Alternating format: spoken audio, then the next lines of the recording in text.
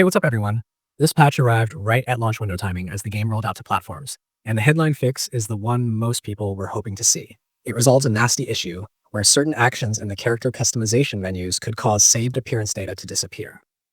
That bug was especially stressful because so many players spent ages crafting a look only to find their save design vanish when using the save delete appearance function. And the patch specifically addresses that behavior, so your hours of work in the creator aren't at risk anymore. Beyond that very specific and high priority fix, the update is part of a suite of small but meaningful stability and usability patches the publisher has been rolling out since launch. There were earlier micro updates covering things like character parts, movement limits, minimap timing issues, partner dialogue triggers, and some oddities with hitbox versus visual alignment on certain objects.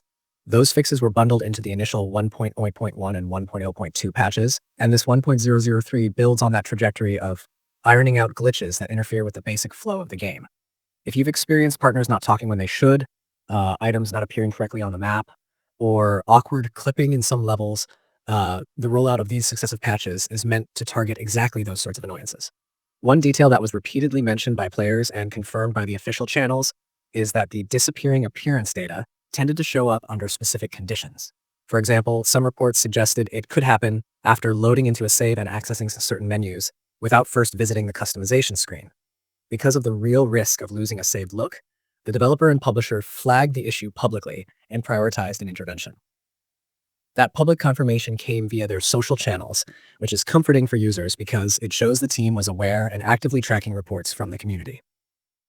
On PC, there were some extra quality of life fixes included in the recent updates too.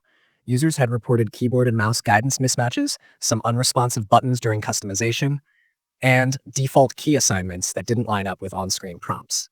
Those platform-specific items were on the list for correction, so the PC experience is a bit more consistent now. Console players mostly saw the same stability work, but of course their control schemes and performance profiles are different, so the patch notes called out platform-appropriate fixes rather than a one-size-fits-all change. If you've been following community threads, you'll also notice a handful of reports about odd behavior in certain dungeons.